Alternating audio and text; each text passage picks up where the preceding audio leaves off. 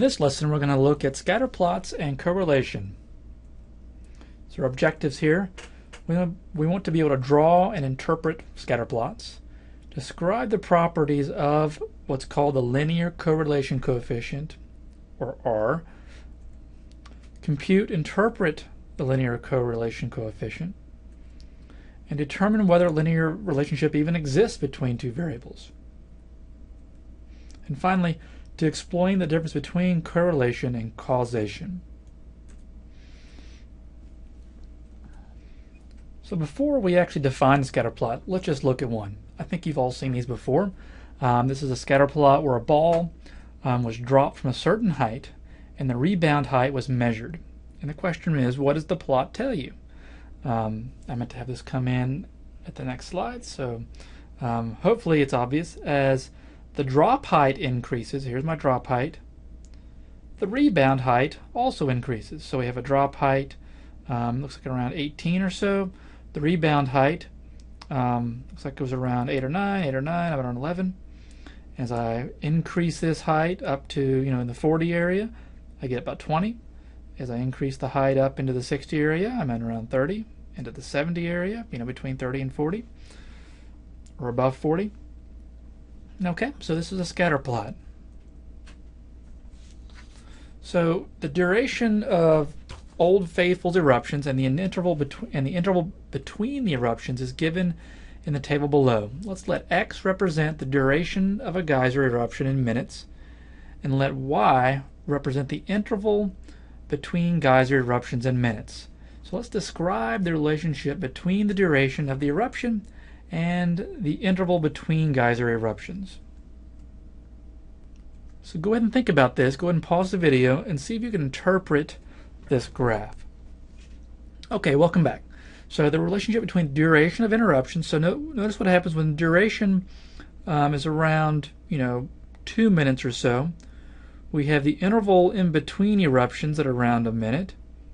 But as I increase the duration, if the duration lasts around 4 minutes, the interval in between, so when the next one comes up, is closer to 90 minutes.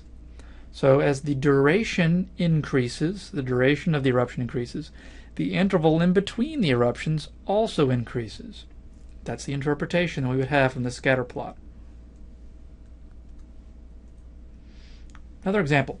A study was conducted to determine if the amount a person spends per month on recreation is related to the person's income. Let's draw a scatterplot and let's comment on the nature of the relationship. So I'm going to show you how to do this on the TI-83 or 84.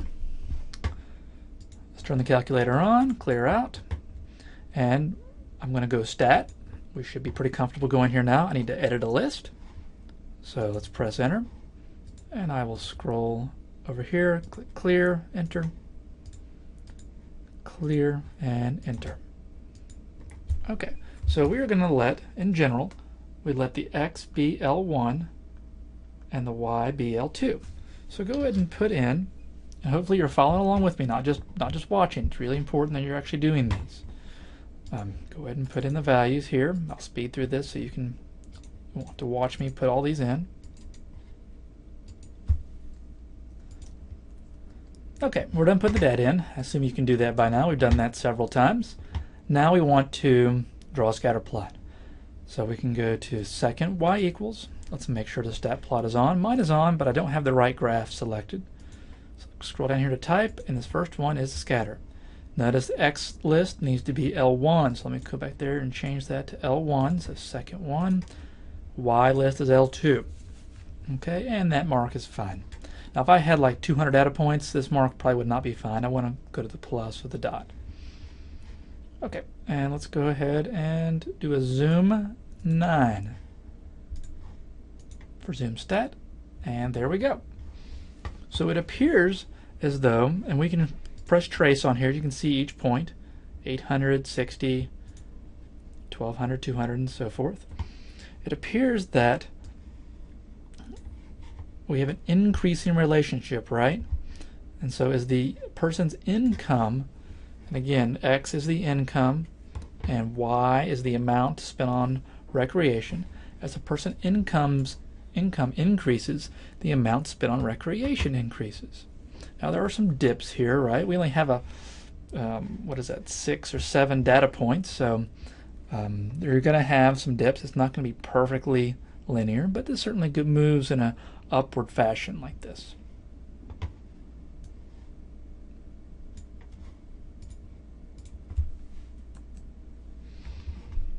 Okay, so a quick note on the variables. Let's go back to the ball bouncing, the rebound height, and the drop height. We always place the explanatory variable on the x-axis and the response variable on the y-axis. So the y, the rebound height, was in response to the drop height. Okay? So does the drop height explain the rebound height? It's kind of what we're looking for. So you can kind of use that language to think about this. So again, response variable, the rebound height. Explanatory variable is the drop height.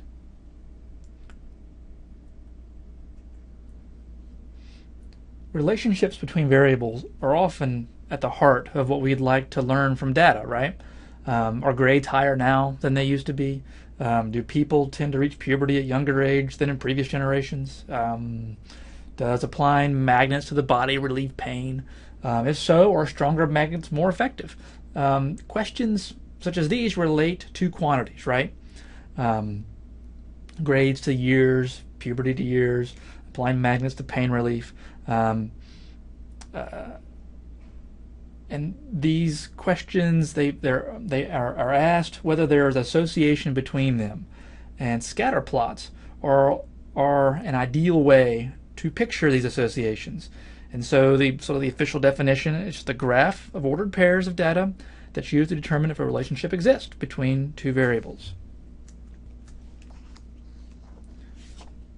So here's a scatterplot of the annual cost per person of traffic delays in dollars in 70 cities in the U.S. against peak period frequency, peak period freeway speed in miles per hour. I'll give you a moment to look at that, or you can always pause it. Everyone looks at scatterplots, but if you ask many people, many people would find it hard to say what to look for in a scatterplot. What do you see? Try to describe the scatterplot congestion cost against freeway speed. And pause the video here and see if you can do that. So you might say the direction of the association is important. As the peak freeway speed goes up, the cost of congestion goes down. A pattern that runs from the upper left corner to the lower right is said to be negative.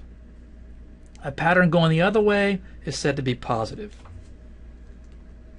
And so we are going from top left, and it's kind of trending down that way, right? Okay, the second thing to look at is in a scatterplot is form.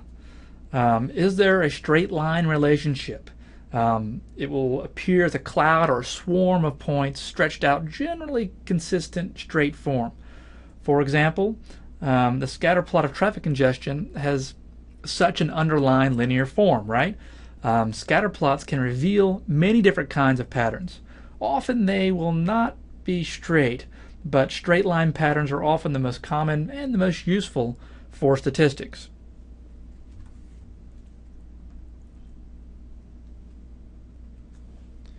If the relationship isn't straight, but curves gently, while still increasing or still decreasing steadily, we can often find ways to make it more nearly straight. We won't do a lot of that in here, but nonetheless, you can transform these. But if it curves sharply, up and then down, for instance, there's much less we can say about it, particularly in this course. So the third feature to look for in scatterplot is how strong is the relationship. At one extreme, do the points appear tightly clustered in a single stream, whether straight or curved? Or at the other extreme, does a swarm of points seem to form a vague cloud through which we can barely discern a trend or a pattern? The traffic congestion plot shows moderate scatter around a generally straight form, right? And that indicates there is a moderately strong linear relationship between cost and speed.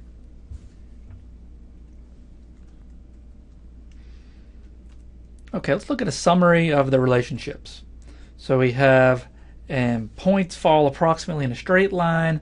Both x and y increase at the same time. That is, as x increases, so does y. We call this a positive linear relationship, as this graph here shows. So a negative linear relationship, approximate straight line. However, as x increases, so as x is going up, x is increasing, y is actually decreasing, right? As I move from left to right, my y actually goes down. If you think of it in terms of slope, this would be a negative slope, right? And then here's a nonlinear relationship, right? So it's curvilinear. This looks more like a parabola, right? I could probably pop one in here. And we're not going to really look at these in this course. So to be sure, there's definitely a relationship here, right? There's definitely something going on, but we are primarily going to be focused on nice straight line. We'll look at a little bit of exponential later on, but pretty much a straight line relationships. And the last one is no relationship at all, right? No trend or pattern occurs. Points occur in a swarm. Kind of hard to tell, as x increases, it looks like y may go up a little bit, but really hard to tell. So again, a little bit like reading tea leaves, as I've said before with interpreting these graphs. In a later lesson, we'll actually learn, a little bit later in this video, we'll see how we can quantify this relationship. And we do that with the correlation coefficient. It's an objective measure of the strength of the relationship or the association. So the correlation coefficient, oh my goodness, look at that. R. So if we want to compute R, we're taking the sum. Remember, sigma is sum. And in statistics, you notice we sum up a lot of things, right? And we end up dividing by n or n minus 1. So we sum up all the x sub i's minus the mean divided by the standard deviation of the x's. And then we multiply that times the y sub i's minus y mean divided by the standard deviation of the y's and divided by n minus 1. Now this should look familiar to us, these formulas right here, just this little part right here, this little part right here. Hopefully that rings a bell. Those are just the z-scores of the explanatory variable and the response variable, right? You don't have to know that going in. So in a certain shortened form, we can just say z sub x, z sub y, where z is the z-score of the x and z-score of the y. So that makes it a little bit easier to read and to kind of see where we're getting this. We're just multiply each one together and sum those up and divide by n minus 1. Now the good news is we will rarely, and actually never in here, actually have to compute this formula. We're going to use the calculator and software. I know a lot of you are breathing a sigh of relief right now. So the correlation coefficient measures the strength of the association between two quantitative variables. So our conditions, only quantitative variables here. We're not going to be talking about qualitative or categorical variables. And straight enough, so only measures variables that are linearly or roughly linearly related. And so we're not going to find an R for a plot that looked like that, right? It wouldn't make any sense. And then the third condition is the outlier condition. Outliers can distort this correlation. If you have an outlier, oftentimes we'll report the R with and without that point, particularly if it makes a significant difference. So just some of the properties, it's always between -1 and 1. R equals 1, perfect positive correlation. R is -1, perfect negative correlation. The closer it is to 0, means that there's little or no evidence of any linear relationship at all. It's unitless, very similar to a z-score. We don't want to attach units to it. And it's very sensitive to outliers, so it's not resistant. It's not a robust statistic. That's why, as mentioned in the previous slide, sometimes we'll remove a couple of the outliers to see if that made a difference. So just to give you an idea of what these look like, So R of 0.9. Technically we don't have the cutoffs. People always want to know what are the cut scores for very strong, moderate, and so on. These are just some examples of cut scores. They're fairly arbitrary. Kind of depends on what you're looking at. But students always demand something of this nature. So I'm not sure if our text actually uses these same ones, but R of 0.9, very strong positive correlation, right? So we got a very tight. Obviously, as x increases, y also increases. R of 0.7 is a strong positive. Certainly, this is going up. I mean, if you were saying what's the trend here, I think you would say as we increase in the x increases in the y, but maybe not by as much, because we've got a point here, and then we've got a point here as well, right? And so this x value here is definitely less than this one, but yet it has a higher y. So it's not as strong, right? But we're just looking at the general trend. R of 0.4. So this is, if you just looked at that, you may say none, but you can kind of get a sense of this going up a little bit, right? If I were to kind of paste a line in that, kind of goes up a little bit. That'd be R of 0.4. And this is why I really like the correlation coefficient, because it really is able to quantify something that when it looks really scattered and clouded, it's kind of hard to tell. And here's an example of a negative. R negative 0.9 would be very strong negative correlation. And then here are the negative ones as well. So R negative 0.4, moderate negative. And here's an R of 0.01. See, no relation at all. Okay, you can see we've got low values here and the low values here. So just a complete swarm everywhere. And then R of negative 0.02, but this doesn't really make any sense in one sense, right? We wouldn't even do this because you can actually get a pretty good R even with some of these curved ones, so you just got to be careful about that. So that's why it's always good to look at the picture first and then compute the R. Okay, always do a picture first. We've been stressing that the entire course.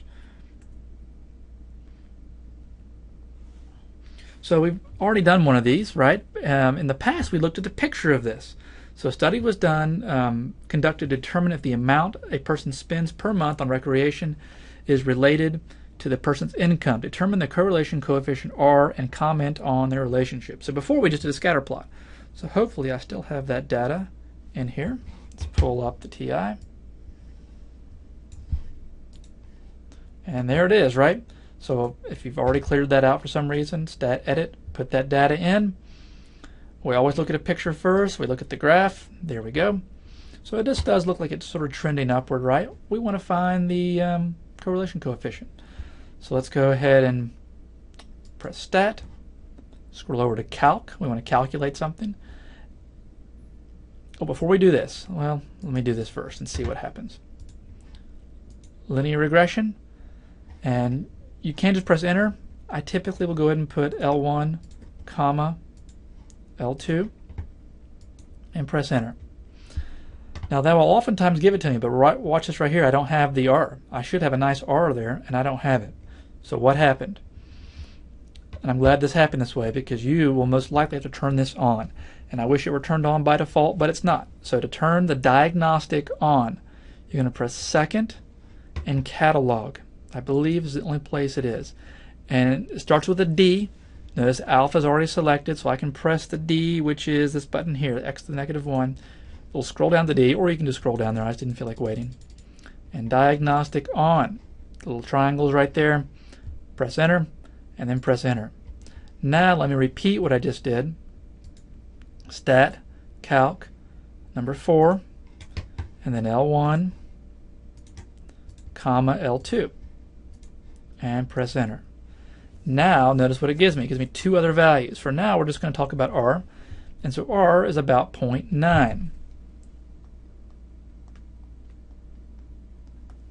So this would be a very strong, right? A strong positive correlation. And I guess we could put the adjective very in there, very strong. Or I guess it's an adverb, right? So a very strong positive correlation between these two, the income and the amount spent on recreation.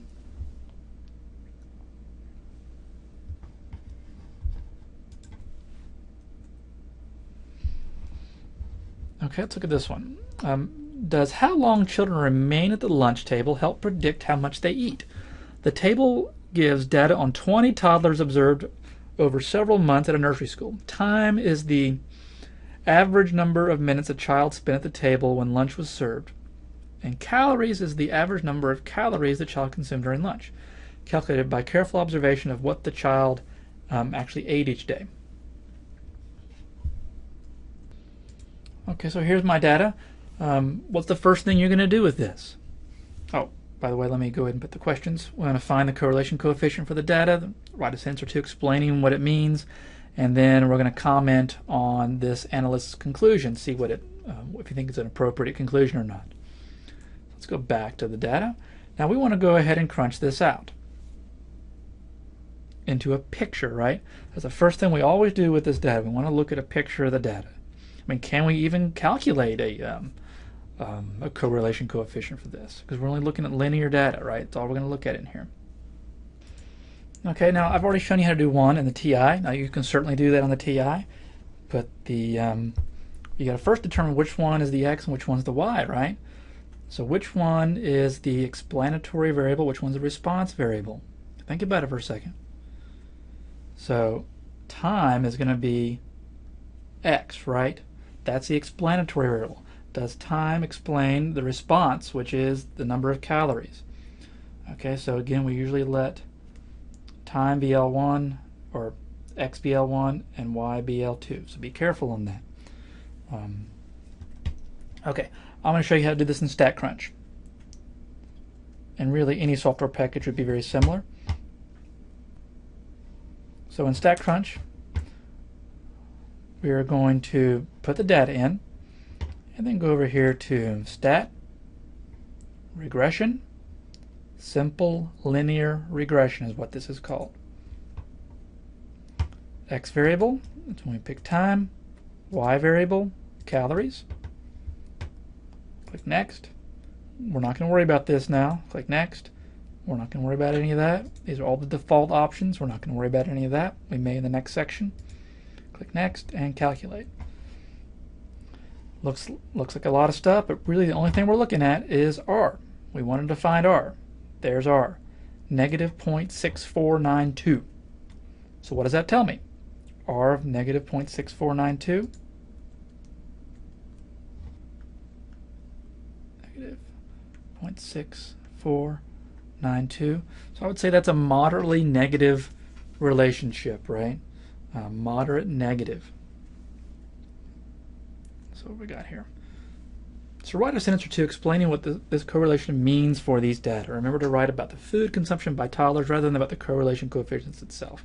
So you don't want to just say there's a moderate negative correlation. That's the first thing we say, but then we want to attach it to the context of the problem. And this is really key. Make sure that you're able to do this. And then I'll let you do that on your own, and we'll come back to it in a second. And then part C, one analyst concluded, it is clear from this correlation that toddlers who spend more time at the table eat less. Evidently something about being at the table causes them to lose their appetites. Explain why this explanation is not an appropriate conclusion from what we know about the data. So pause the video here, and on the next slide I'll reveal the answer. But really try to think about it and try to form your own words, particularly for B. Okay, welcome back. So we've already mentioned this 0.649 or moderate negative correlation. So here's the sentence. Toddlers who spend more time at the table tended to consume fewer calories.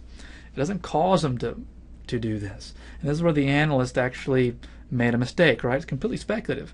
There are lots of possible explanations for the behavior of toddlers. It just shows us an association between these, not the same as cause and effect. Which is a good intro into our, I think is the last little mini section here. Correlation is not causation. So here's an example. Strong positive linear relationship between children reading skills with shoe size. So we got shoe size on the explanatory axis, reading index on the response. So if we make children's feet grow faster, they'll become better readers? No. We need to watch for lurking variables. So there's a variable, an underlying variable here that's really explaining why the reading index goes up. It's probably age in this case. Kids that are older typically have bigger shoe sizes, and people who are older are usually better readers. So this is an example that correlation is not causation. So again, a lurking variable is just, it's a variable related to both the explanatory variable and the response variable. And we'll see several examples of this. Here's another one. A survey of the world's nations in 2004 shows a strong positive correlation between percentage of country of the country using cell phones and life expectancy in years at birth. So does this mean that cell phones are good for your health? That is, do cell phones actually cause one to live longer? Well, no. It simply means that countries where cell phone use is high, the life expectancy tends to be high as well. So what might explain the strong correlation? Pause it and think about it for a minute. Most of these you can kind of come up with one or two things, right? So general economic conditions could affect both cell use and life expectancy. So countries that have more money generally have more cell phone use, better health care. So the economy here was a lurking variable.